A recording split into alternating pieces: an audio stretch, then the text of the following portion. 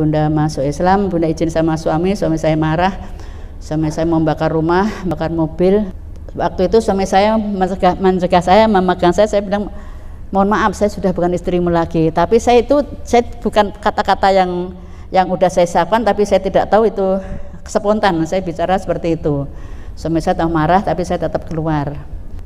Karena ingin tahunya tentang Islam, karena banyak perbedaan-perbedaan yang diajarkan dalam agama kami dulu, sama yang Bunda baca di buku-bukunya. Akhirnya Bunda ngaji itu sepekan 14 majelis taklim.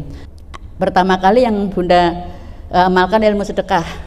Kata Pak Ustadz waktu itu mengkaji ayat 245 tentang sedekah di Al-Baqarah itu, dan diperumpamakan di 261 di Al-Baqarah. Di situ waktu itu Pak Ustadz bilang gini, kalau kamu mau kaya ya perbanyak sedekah. Kalau kamu nggak ingin kaya, makan aja tuh hartamu sendiri. Itu kata-kata itu sampai sekarang masih tak simpen, masih nggak bisa hilang. Berangkat haji, waktu tawaf itu dibimbing sama pembimbingnya itu, dibilangin, ini Ibu, ini pintu Hajar Aswad, sudah berdoa apa saja, ini nanti dikabulkan gitu. Bunda langsung nangis, ya Allah, saya minta jadi mualaf yang bisa diaji contoh, yang istiqomah. Ya Allah, saya ingin pondok pesantren, saya ingin punya panti asuhan, saya ingin punya anak yatim 100. Semuanya saya pengen saya ungkapkan sambil nangis itu sambil memegang pintu Hajar Aswad itu. Jadi sekarang ini Bunda punya panti asuhan, namanya Panti Asuhan Tahfiz Quran Bibin Muslimah di Jogja. 30 santri, 5 pengurus, itu menempati rumah mewah seharga 5 miliar, sudah 5 tahun ini gratis, nggak bayar listrik juga.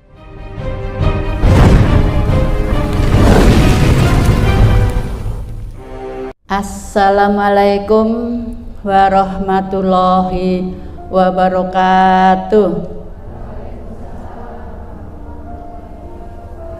Kok sepi ya? Belum pada sarapan ya? Semangat dong. Assalamualaikum warahmatullahi wabarakatuh.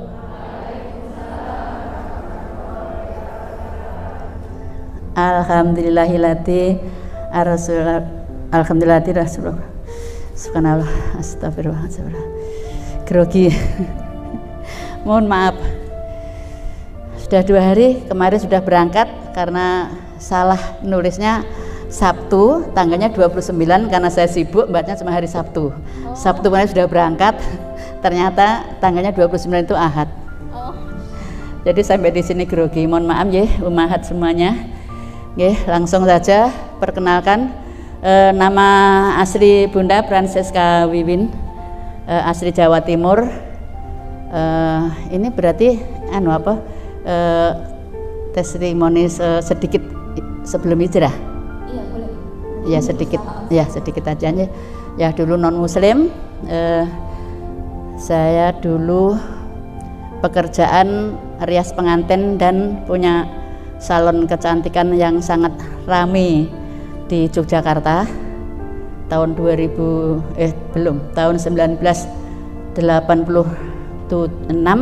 sampai 2017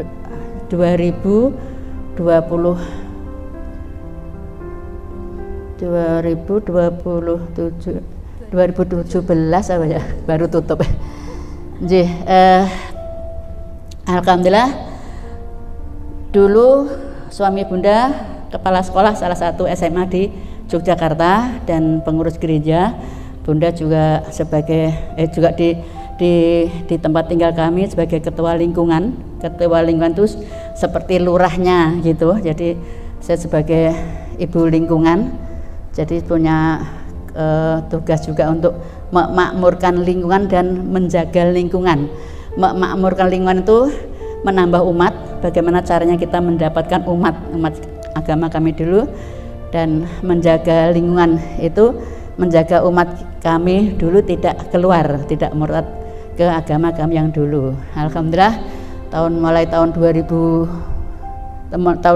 itu punya kafster yang 2 itu taat banget agamanya, karena salon semakin rame, setiap hari rame, disuruh nanti selesai baru sholat, tetap tidak mau. Begitu waktu sholat adzan dimarah-marahin tetap sholat. Kalau nggak ada klien baca Al-Quran dibilangi bising tetap aja baca. Dari situlah Bunda akhirnya penasaran dan membaca buku-buku yang kemungkinan disengaja untuk ditaruh di meja salon. Dari buku-buku itulah alhamdulillah Allah membimbing Bunda mendapatkan hidayah. Yang bawa pulang itu tidak usah banyak yang saya ceritakan. Yang Bunda bawa pulang itu di surat Al-Maidah ayat 116. Di situ Allah tanya Nabi Isa, hai Isa putra Maryam, apakah kamu yang minta orang banyak itu sebagai Tuhan selain aku? Ternyata Nabi Isa itu membantah. Boleh dibuka surat Al-Maidah ayat 16. Itulah satu ayat yang Bunda bawa pulang selalu untuk sharing dengan suami, karena suami saya tokoh agama dan saya juga punya sepupu pastor. Jadi tapi tidak pernah mendapatkan solusi, selalu berujung dengan berantem. Akhirnya Bunda memutuskan diri setelah merenung beberapa tahun, bukan beberapa bulan, itu akhirnya memutuskan untuk masuk Islam tahun 2005 September. Hari ini besok ini mau September nih ya, September 2005, berarti mau 16 tahun yang lalu Bunda masuk Islam. Bunda izin sama suami saya marah. Suami saya mau bakar rumah, bakar mobil. Alhamdulillah dulu cari uang mudah ya soalnya. Jadi punya rumah, punya mobil. Intinya Bunda tinggalkan rumah dan semua yang ada di rumah kecuali baju-baju Bunda waktu itu yang Bunda bawa pulang sama yang bawa keluar sama Bivet, karena di situ ada koleksi keramik yang mahal, itu yang saya bawa keluar. Yang lainnya Bunda tinggalkan. Alhamdulillah Bunda tinggal di salon, waktu itu salon masih kontrak, dan rumah yang kami tempati tinggalkan. Dan akhirnya Bunda pas berantem, Bunda bilang sama suami, aku mau keluar dan nanti 3 hari lagi saya mau datang lagi ke sini, dengan harapan 3 hari itu sudah sama-sama dingin, sama-sama sudah bisa berpikir. Waktu itu suami saya mencegah saya, memegang saya bilang, mohon maaf saya sudah bukan istrimu lagi. Tapi saya bukan kata-kata yang udah saya siapkan, tapi saya tidak tahu itu spontan saya bicara seperti itu. Suami saya tahu marah, tapi saya tetap keluar.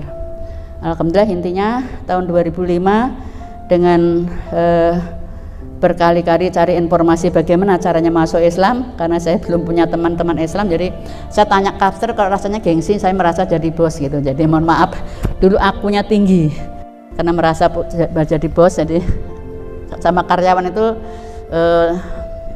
merasa nggak level. Mohon maaf, ini dulu ya. Akhirnya dari teman-teman Kristen, saya dulu Katolik, dari teman Kristen bagaimana cara masuk Islam, dan sama teman Kristen dipanggilkan temannya yang Islam. Akhirnya dari situlah Bunda masuk Islam di Majelis Muhtadin. Majelis Muhtadin itu yang ditempati rumahnya Pak Nardi Sauri almarhum, mungkin sudah pernah mendengar, yang punya Pamela, toko Pamela banyak di Jogja. Alhamdulillah karena ingin tahunya tentang Islam, karena banyak perbedaan-perbedaan yang diajarkan dalam agama kami dulu sama yang Bunda baca di buku-bukunya. Akhirnya Bunda ngaji itu sepekan 14 majelis taklim. Mungkin umat ada nggak yang melebihi 14 majelis taklim satu pekan? Itu tiada hari tanpa ngaji. Dari situ pertama kali yang Bunda amalkan ilmu sedekah.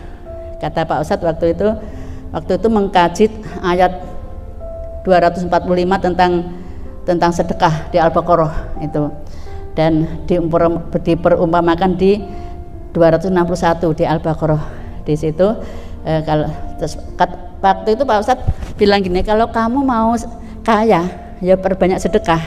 Kalau kamu nggak ingin kaya, makan aja tuh hartamu sendiri. Itu kata-kata itu sampai sekarang masih tak simpen, masih nggak bisa hilang. Nah, dari situ Bunda mengamalkan ilmu sedekah. Jadi dapat uang pertama untuk sedekah, yang kedua untuk makan, yang ketiga baru untuk bayar utang. Karena waktu itu kami sudah beli rumah dengan nama belinya cash, tapi pinjamnya pakai nama pribadi. Jadi biarpun Bunda keluar dari rumah tetap bayar utang karena rumah udah kontan. Akhirnya alhamdulillah karena Bunda tuh sering nagih janji Allah. Jadi selama mengamalkan ilmu sedekah juga selalu nagih sama Allah, karena salah satu janji Allah dalam surat Muhammad ayat 7, barang siapa yang menolong agama Allah, Allah akan menolong kamu dan akan meneguhkan kedudukanmu. Itu selalu saya tagih sama Allah. Ya Allah, kalau ada sesuatu yang kurang gimana, saya langsung bicara sama Allah. Ya Allah, mana janjimu? Ya Allah, tolong buktikan janjimu ya Allah. Ya Allah, jadikan saya contoh sebagai mualaf yang bisa menjadi contoh mualaf-mualaf yang lain yang belum istiqomah. Saya ingin menjadi mualaf yang istiqomah taat padamu. Saya selalu bilang gitu sama Allah. Qadarullah 8 bulan umur Bunda Islam, gempa bumi di Jogja sekitarnya. 1 tahun keliling dakwah bersama teman-teman mualaf dari tempat Bunda kerja itu, tempat Bunda masuk Islam itu berhenti. Bunda terus udah terlanjur cinta keliling dakwah. Bunda keliling dakwah sendiri mencari tempat-tempat yang parah-parah itu. Dari situlah iman Bunda semakin kuat, Bunda semakin takut sama Allah, Bunda semakin yakin pada Al-Quran bahwa harta dan anak adalah ujian bagimu. Harta dan anak bukan milik kita. Harta dan anak hanya titipan Allah. Itu ada semuanya terjadi di dalam gempa bumi itu. Orang kaya, mobilnya bagus, ambruk rumahnya, mobilnya ringsek, nangis sampai pingsan-pingsan, nangisin hartanya.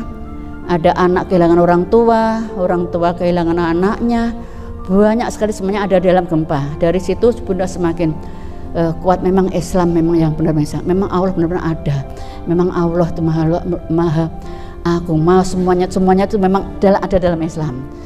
Dari gempa itulah iman Bunda semakin kuat, semakin sujud kepada Allah, semakin sering menangis untuk mensyukuri nikmat yang telah diberikan pada Bunda mendapatkan hidayah Islam. Dari mengamalkan ilmu sedekah, dari gempa itulah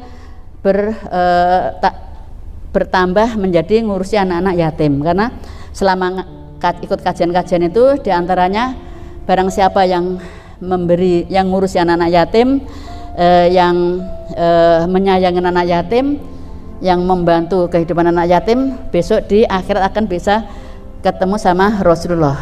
Itu karena udah rasanya tuh ya seperti Pak Ustadz tadi ya, belum pernah melihat Rasulullah, belum pernah lihat, tapi rasanya kok cinta, rasanya kayak pengen banget mengamalkan, pokoknya rasanya itu seneng banget gitu. Jadi pengen banget ketemu nanti sama Rasulullah. Akhirnya Bunda ngurusi anak-anak yatim dan yatim piatu waktu itu. Di awal-awal itu masih menyantuni, belum dibawa pulang. Jadi pertama tuh nyantuni anak 11, 4 yatim piatu, 7 yatim, dan itu bayari sekolahnya, dan kalau punya uang langsung diantar ke rumah-rumahnya gitu sampai tahun 2008, 2006 gempa itu salah satu contoh. Itu kalau Bunda nagih sama Allah, minta sama Allah itu masih dengan bahasa Bunda sendiri, belum bisa bahasa-bahasa yang Arab, bahasa yang doa-doa yang itu belum ya. Contoh aja ya, waktu gempa itu ada rumah orang kaya, habis rumahnya pakai bikin tenda, padahal tenda itu harus dibawa pulang, harus diambil sama yang minjemin. Terus saya bilang, ini berapa kalau beli gedek Pak? 11 lembar Bu, gitu. Dan saya minta sama Allah, ya Allah, saya minta ya 330.000 waktu tahun 2006. Ya, terus Bunda bilang sama Allah, ya Allah minta uang 320.000 untuk beli gedek. 230.000 untuk beli gedek. 2 hari alhamdulillah pas hari Kamis itu dapat uang 350.000. Berarti kan uangku 20.000, ya dah. Terus saya pergi ke rumahnya bapaknya yang rumahnya hancur itu, saya panggil, saya ajak untuk beli gedek. Alhamdulillah itu salah satu contoh kalau saya minta sama Allah pakai nominal sampai sekarang itu. Ya, alhamdulillah itu salah satu contoh. Alhamdulillah di kajian-kajian yang setiap hari diikutin itu salah satunya itu Ustadz, kalau kan saya duduk depan sendiri, saya nggak mau di belakang. Mesti ada yang nanya-nanya, ada yang ngobrol ya. Jadi saya di depan sendiri, kalau ada sesi tanya saya nomor 1 tanya kalau ngaji itu. Kata Pak Ustadz waktu itu kalau mau tobat nasuha usahakan tobat nasuha di Mekah, haji atau umroh. Terus waktu itu belum kenal riba, belum riba haram itu belum tahu ya. Langsung Bunda besoknya utang bank untuk daftar haji tahun 2008 utang bank. Alhamdulillah tahun 2010 berangkat haji. Waktu tawaf itu dibimbing sama pembimbingnya itu, dibilangin, ini Ibu, ini pintu Hajar Aswad, sudah berdoa apa saja ini nanti dikabulkan gitu. Bunda langsung nangis, ya Allah saya minta jadi mualaf yang bisa jadi contoh, yang istiqomah, ya Allah saya ingin pondok pesantren, saya ingin punya panti asuhan, saya ingin punya anak yatim 100, semuanya saya pengen saya ungkapkan sambil nangis itu sambil memegang pintu Hajar Aswad itu. Sampai saya sudah Bu, sudah lama, kasihan nanti Ibu ndak capek gitu aja, saya mundur terus sholat di samping Ka'bah itu. Alhamdulillah intinya Allah satu persatu mengabulkan. Nah, pulang dari haji, anak-anak asuh yang selama ini saya santuni saya bawa pulang ke salon. Ini jadi salon udah rumah sendiri, sudah beli, kan udah punya tanah, terus bangun, terus menjadi rumah sendiri. Yang atas untuk anak-anak, yang bawah untuk salon itu. Jadi ngurusi anak-anak yatim banyak ya, itu masih kecil-kecil. Waktu awal-awal bawa pulang tuh 11. Itu 11 itu mungkin boleh buka Facebook atau Google, Bunda sendiri gaptek ya, nggak pernah buka itu. Nanti ketemu ada foto Bunda pakai motor bawa anak 5 di motor, yang salah satu iya, yang satu dalam selendang. Yang dalam selendang itu sekarang ada di sini. Saya bawa ke sini. Jadi sini Bunda kesini bawa anak asuh 5. Semuanya punya cerita. Yang satu tuh sejak awal kali itu Bunda dakwah ngurusi anak-anak itu, yang menyata santuni pertama ya anak itu, saya bawa pulang juga anak-anak itu sama kakaknya nggak ikut. Sekarang sudah kelas 2 MTS, sudah ya, dari umur 3 tahun setengah, sekarang 14 tahun ya. Dan yang satu anak dulu dibuang di tempat di kerdus ini, itu umur 6 tahun ibu yang nemu itu meninggal, semambahnya diserahkan ke Bunda. Nah, itu Bunda sekolahkan, pernah sekolah di Muhammadiyah, di Islamnya, nggak bisa nyambung, nggak bisa berpikir, nggak tahu, pokoknya nggak bisa ngapa-ngapain. Hasil asesmen psikolog anak itu termasuk ABK, anak berkebutuhan khusus. Bunda ngajari sulit, akhirnya saya masukkan ke pondoknya Bunda sendiri. Jadi ini bukti keajaiban Al-Quran. Ya, ini jadi saya bawa ini untuk bukti. Nanti kalau boleh anak-anak nanti saya kesini ya. Kalau boleh nanti biar maju di sini biar ya, biar untuk bukti bahwa Al-Quran itu obat segala penyakit, obat segala masalah itu Al-Quran itu betul. Bunda sudah membuktikan. Kalau ada di antara ummahat punya anak 1 atau 2 udah suka marah-marah, itu salah. Yang salah bukan anaknya, yang salah itu cara kita aja belum menemukan bagaimana caranya. Jangan dimarahi anak-anak. Jadi itu alhamdulillah tidak bisa baca, tidak bisa nulis, tidak tahu abata. Begitu saya taruh di pondokkan, di pondok di pondoknya Bunda sendiri 4 bulan dia hafal juz 30. 4 bulan. Juz 30 hafal dan bisa baca, bisa tulis tanpa sekolah. Itu diajari guru ustadzahnya. Iya. Diajari ustadzahnya, itu ustadzah. Jadi ibu iya. Jadi ummahat kalau punya anak itu susah diajari, jangan dimarah-marahi, dicari bagaimana kalau ustadzahnya itu kan ini kalau lagi nggak mau tuh kenceng kayak batu. Nah itu didiemin sama ustadzahnya. Tapi begitu dia punya semangat, langsung dikasih 1 surat menghafal. Tidak lama kemudian dia setoran. Ustadzah, saya mau setoran, gitu. Jadi nanti boleh dites. Itu. Yang satu lagi diserahkan sejak di perut umur 9 bulan. Nah, hamil 9 bulan diserahkan diakatkan. Pokoknya saya nggak mau anak ini, saya mau kasih bunda. Saya bilang bismillah, karena waktu itu selalu berpikirnya jangan sampai ini nanti jatuh ke non muslim. Itu yang selalu ada dalam pikiran bunda waktu itu. Nah, sini anak-anak sebentar aja sini yuk, sebentar yuk, sini nak, yuk sini yuk. Nah itu alhamdulillah sekarang sudah umur 7 tahun. Dari tadi ya di dalam kandungan. Iya, yang dari umur di kandungan. Sini nak, ini anak-anak yang tidak punya tempat pulang, ummahat ya. Ini kalau pulang libur ya tempatnya bunda, gitu. Jadi ini ibunya ya bunda. Dah sini yang 3 sini. Ya, ini Lita ya, Lita sama Iva. Ini Rina itu mualaf. Ya.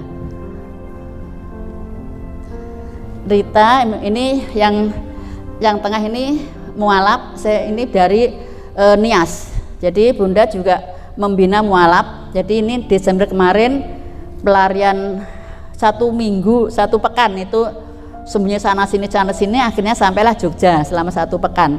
Ini ada 1 ibu bersama 5 anaknya. Karena di yayasan bunda itu tidak boleh ibu sama anak jadi 1, jadi ibu dipisah. Sekarang anak-anak yang ada di bunda ini yang anak nomor 3 ya,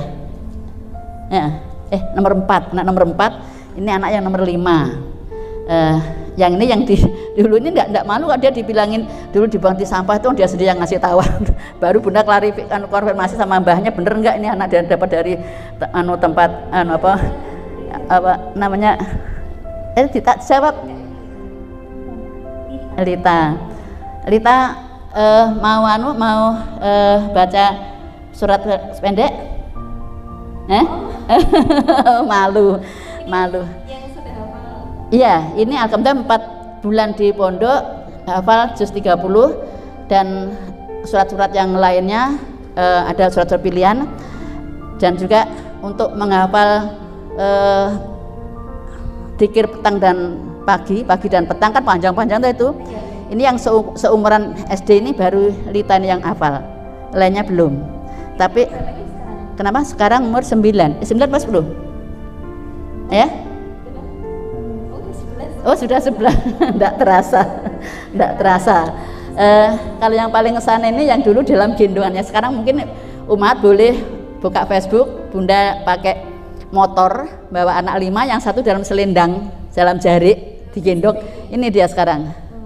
Ini ujian bunda pertama kali. Jadi setiap maklum anak-anak kecil-kecil makan nakal biasa ya. Itu setiap mau marah saya langsung ingat, astagfirullah, ya Allah, ini ujianku. Ini materi ujianku. Kata Allah gini, coba kowe nduk serius enggak sih harus masuk Islam? Tak kasih ujian. Ujian waktu itu seling mendidih nih. Tapi setiap mendidih saya langsung istighfar. Ini materi Allah. Anak 11 itu semuanya nakal-nakal. Dan itu tidak kenal donatur, belum ada donatur, belum ada orang sedekah, belum kenal cara belum tahu cara cari uang ke orang lain itu belum terpikir. Saat itu dari hasil salon. Ya. Jadi intinya alhamdulillah sudah semakin lama akhirnya ada temen, kan Bunda keliling dakwah terus sampai ke Kalimantan, Sulawesi, nggak pernah digaji, maksudnya nggak pernah dibayar. Jadi kita ngisi satu pekan ke mana, ke Sulawesi atau kemana itu sampai 20 masjid, nggak pernah ada yang ngasih amplop karena kita nggak cari uang, kita dakwah nggak cari uang. Tiket beli sendiri, oleh-oleh untuk bawa pulang untuk anak asuh bawa dari Jogja, bawa sendiri, nggak ada yang, memang kita nggak bukan dipanggil untuk ngisi tahu satu dikasih teman, enggak, kita dakwah, keliling dakwah gitu. Iya, ini 2 tahun ini tuh gara-gara corona itu nggak pergi. Harusnya setiap Desember itu saya ada di Sulawesi Selatan itu ya. Saya bisa keliling dakwah di Sulawesi Selatan ya minimal itu 1 pekan minimal. Ya alhamdulillah Bunda tahun 2010 setelah pulang haji itu bawa anak-anak pulang.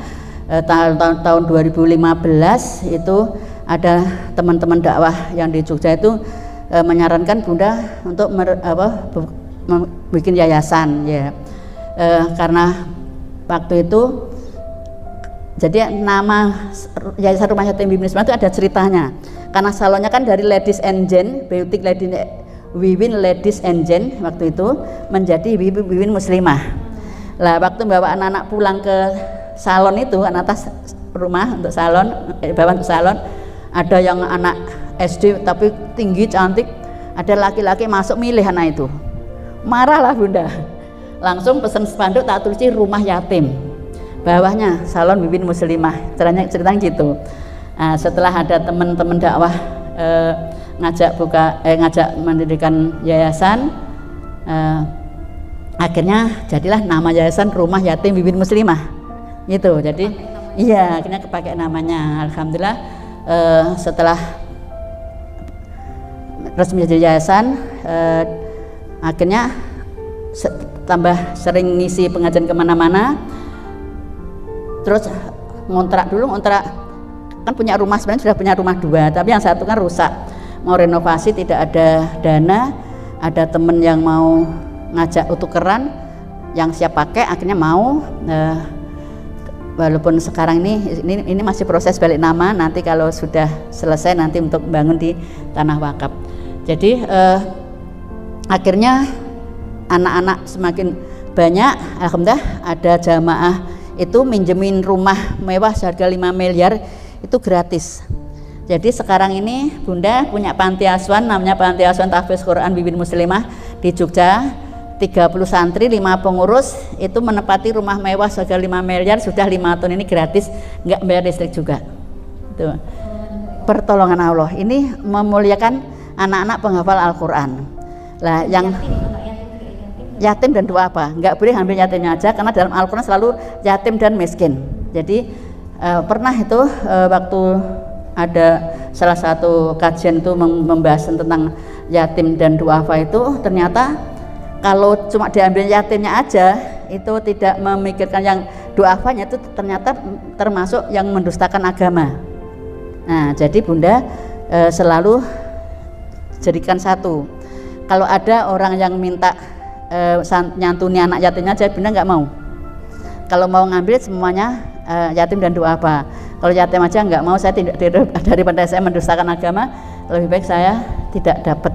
Ini banyak loh Bun, satu anak 250, bukan 250 nya, tapi ini keadilannya, saya bilang gitu. Alhamdulillah Allah selalu memberi pertolongan, dan alhamdulillah setelah kan dakwah nggak pernah dapat uang, Bunda juga nggak dapat gaji. Saya bilang sama Allah gini, ya Allah, saya nggak dapat gaji nggak apa-apa, tapi saya minta setiap tahun saya bisa umroh, segitu. Alhamdulillah sudah umroh 7 kali. Harusnya tahun 2020 kemarin berangkat. Tahun 2019 itu saya bawa santri saya yang dari panti asuhan itu, yang 8 bulan itu dia menyelesaikan juz baru itu 18 juz hafal. 18 kan masuk bawa 12 juz. 8 bulan itu murojaah 12 juz dan 18 juz itu selesai dalam 38 bulan. Langsung Bunda bawa umroh ke full Ramadan 1 bulan di Tanah Suci, 31 hari malah waktu itu. Alhamdulillah sampai sekarang alhamdulillah sudah kelas 2 MA sekarang. Yang di Jogja itu 30 anak itu bayar sekolahnya di Jamilur Rahman di Yayasan Bimbas itu 1 tahun ini bayarnya 120 juta. Semua santri Bunda gratis, nggak ada yang bayar 1 peser pun. Yang bayar Allah, kita bayar minta ya Allah. Bunda juga tidak pernah bikin proposal muter ke kantor-kantor atau kemana, ke lembaga apa minta sumbangan, nggak pernah. Malu, proposal langsung ada Allah. Proposalnya ada di sini nih. di sini nih langsung ke Allah saat tahajud itu. Jadi alhamdulillah tahun 2018 Bunda juga 1 bulan di Tanah Suci, mulailah bikin pondok yang di Gunung Kidul, gempur gunung, bukit, ada bukit. Nanti umat kalau bisa yuk bikin rihlah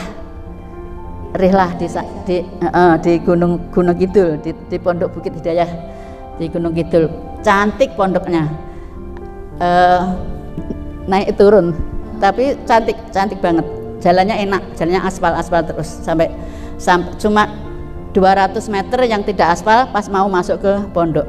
Mudah-mudahan suatu saat bisa di aspal. Jadi intinya kali ini ya sebenarnya saya nggak khotijah banget sih, nggak lah jauh.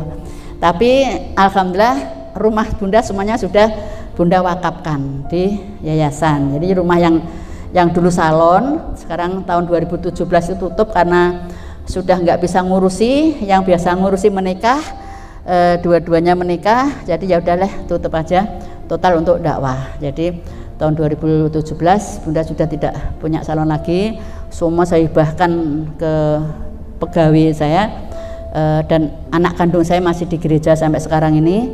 Mudah-mudahan sewaktu saat bisa mendapatkan hidayah Islam. Alhamdulillah setelah dan yang salon untuk kantor itu juga rumah Bunda yang sudah Bunda wakafkan, dan rumah yang satu yang ini masih proses balik nama itu ya sudah Bunda akadkan untuk biaya pembangunan di tanah wakaf, dapat tanah wakaf seharga 5 miliar di kota Yogyakarta, di dalam kota. Ini masih proses IMB, udah lama proses IMB nggak selesai. Dan juga yang ada di Jawa Timur masih ada tanah. Tadi saya tawar untuk Mas Andi dari MCI kalau mau mengelola tanah Bunda di sana untuk mau tak wakafkan untuk di Jawa Timur untuk rumah tahfiz atau pondok atau panti asuhan gitu. Karena nggak tahu ya Bunda sendiri rasanya tuh gimana ya, beli baju aja rasanya tuh eman itu kalau beli itu nggak kepikir gitu loh. Jadi baju-baju ini dikasih orang mohon maaf, nggak pernah terpikir untuk beli apa-apa untuk sendiri itu nggak terpikir.